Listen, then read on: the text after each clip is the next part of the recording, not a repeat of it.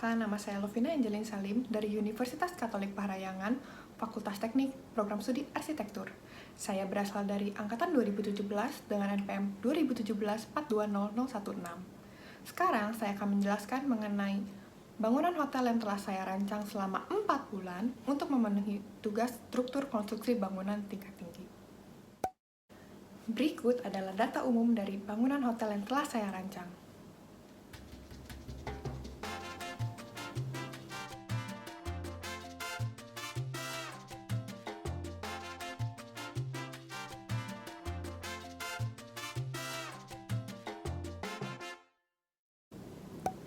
Konsep dan pertimbangan pemilihan struktur. Rigid frame merupakan sistem struktur yang umum digunakan dan juga mampu menahan gaya-gaya horizontal, vertikal, maupun lateral. Untuk menambah kekakuan struktur bangunan, maka dibutuhkan core wall pada beberapa titik. Keberadaan tangga darurat pada ujung-ujung bangunan, serta kebutuhan struktur yang cukup kuat, serta tahan api, membuat tangga darurat memiliki dinding beton setebal 30 cm untuk menopang beban yang sangat berat dan menahan gaya-gaya yang timbul akibat dari luar, seperti gaya angin maupun gaya gempa, maupun gaya dari dalam bangunan itu sendiri. Seperti terpusatnya beban bangunan karena semua orang menggunakan tangga darurat ketika terjadi bencana dan juga getaran yang dihasilkannya. Untuk menyeimbangi keberadaan core wall, maka di seberangnya diletakkan bearing wall. Bearing wall mampu menambah kekakuan bangunan terhadap gaya-gaya yang berasal dari luar bangunan, terutama gaya lateral, seperti gaya angin dan juga gaya gempa. Bearing wall juga berfungsi sebagai penyalur beban, sehingga tidak dibutuhkan kolom pada sambungan bearing wall yang berbentuk L setebal 30 cm. Beton bertulang merupakan material yang kuat tekan dan kuat tarik, tahan air dan api, serta perawatannya relatif mudah, serta tidak membutuhkan biaya yang begitu besar. Proses pengerjaannya juga dinilai umum, sehingga tidak membutuhkan tenaga kerja ahli yang sulit didapatkan. Dengan menggunakan tenaga kerja yang tidak berkeahlian khusus, biaya yang dikeluarkan dapat dihemat. Proses pengerjaan yang umum juga memungkinkan mengurangi terjadinya kesalahan yang dapat terjadi pada lapangan. Hal-hal tersebut membuat beton bertulang dianggap paling sesuai untuk dijadikan sebagai material utama struktur pada tangsi hotel yang terletak pada perempatan Jalan Jenderal Sudirman, Astana Anyar. Pondasi yang dipilih merupakan pondasi tiang bor dengan diameter tiang sebesar 100 cm dan pile cap setinggi 100 cm. Pondasi yang digunakan ada 3 macam, yaitu pondasi dengan 15 tiang bor untuk pondasi core wall, pondasi dengan 4 tiang bor untuk pondasi bangunan tower, dan juga pondasi dengan 2 tiang bor untuk pondasi bagian lain. Sistem pembalokan yang digunakan merupakan sistem pembalokan dengan 2 arah. Dibutuhkan balok anak untuk menopang plat lantai agar menjadi lebih kaku. Dimensi ketebalan balok yang digunakan merupakan setengah dari ketinggian balok tersebut agar dapat menjadi lebih kaku, terutama dapat lebih menguatkan saat timbul gaya lateral. Balok atap pada tower berdimensi 1/4 kali lebih besar daripada balok biasa. Karena adanya beban air yang berasal dari reservoir atas yang berisi air panas maupun air bersih. Dimensi kolom dibagi menjadi 2, yaitu kolom pada tower sebesar 80 x 80 cm persegi dan juga kolom pada area sekitarnya sebesar 55 x 55 cm persegi. Dimensi kolom pada tower dapat diperkecil menjadi 80 x 80 cm persegi karena adanya core wall dan juga bearing wall yang dapat membantu mengakukan bangunan serta membantu menyalurkan beban pada tower. Keunikan struktur serta detail dan konstruksi fasad. Core wall umumnya terletak pada inti atau pusat bangunan. Namun pada tangci hotel, core wall diletakkan pada kedua ujung bangunan. Karena tangga darurat dinilai lebih membutuhkan kekuatan untuk menanggapi beban terpusat yang terjadi secara tiba-tiba. Untuk lift diperlukan kolom-kolom yang diletakkan pada bagian sudut-sudut core wall. Bangunan berorientasi pada utara selatan, sehingga dibutuhkan sirip penangkal sinar matahari yang dapat mengurangi intensitas paras matahari yang dapat masuk ke dalam bangunan hotel, terutama pada sisi barat. Oleh karena itu, dirancanglah sirip penangkal sinar matahari dengan panjang 1 meter dari dinding terluar kamar dan tinggi 1,2 meter.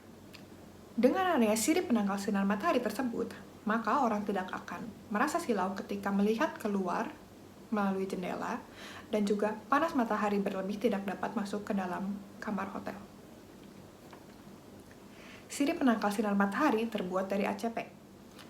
Disambungkan dengan rangka berbentuk segitiga ke balok lantai tipikal.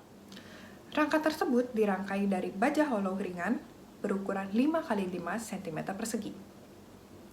Untuk membuat jendela lingkaran, maka bagian luar jendela dibentuk segi 8, namun bagian dalam yang dapat terlihat tetap berbentuk lingkaran.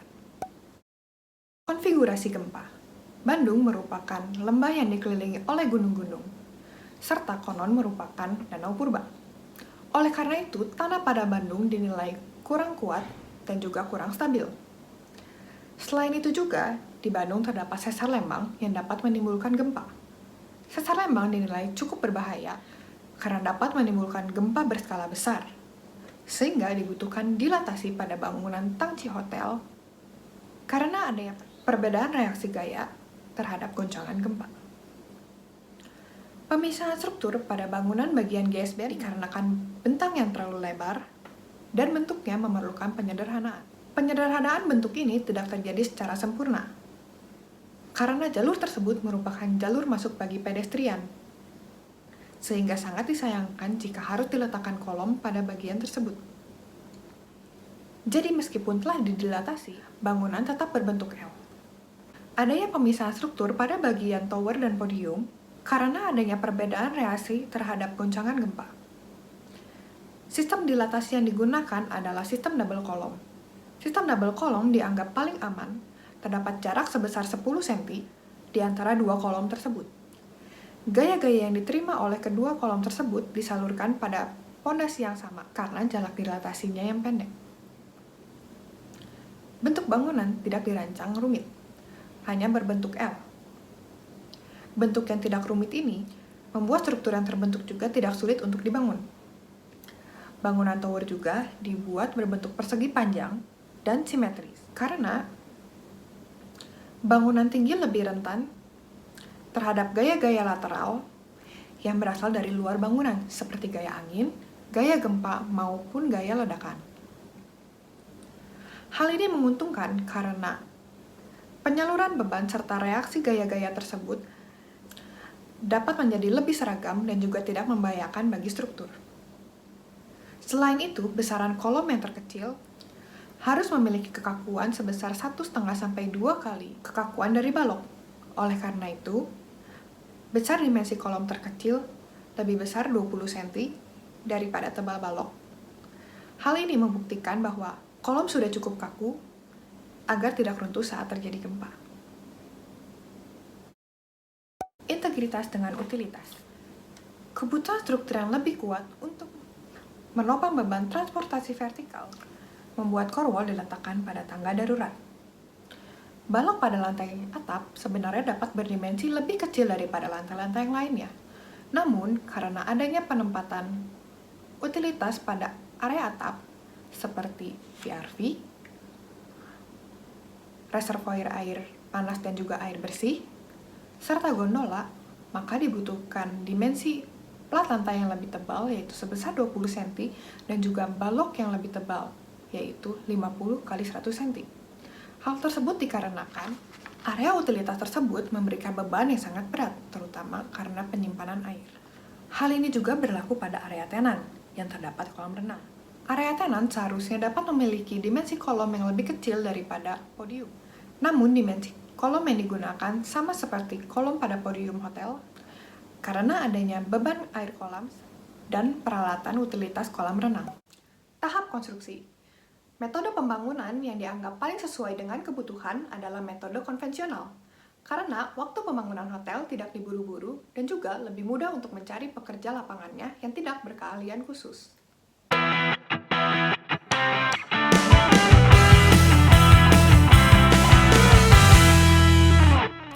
Berikut adalah tahap-tahap dalam membangun tangci hotel.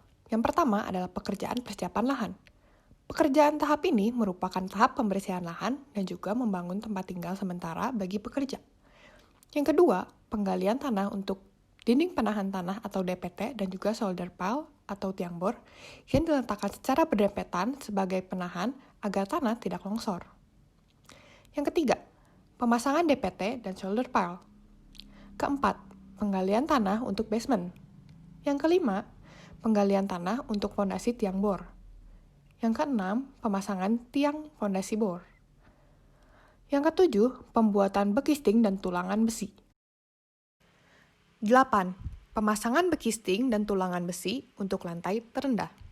9. Pengecoran beton untuk balok, plat lantai, kolom, core wall, dan juga bearing wall pada lantai terendah. 10. Pembongkaran bekisting bagi struktur yang sudah kering sempurna. Kira-kira membutuhkan waktu 2-3 minggu setelah proses pengecoran. 11. Pemasangan dinding batu bata. 12. Tahap 8-11 dilakukan berulang hingga lantai teratas. 13. Pemasangan dinding parapet. 14. Pemasangan sirip penangkal sinar matahari. 15. Pemasangan teks nama hotel. Terima kasih bagi kalian semua yang udah nonton video ini. Semoga video ini bermanfaat ya. Jangan lupa like, comment, and subscribe channel ini. Bye-bye!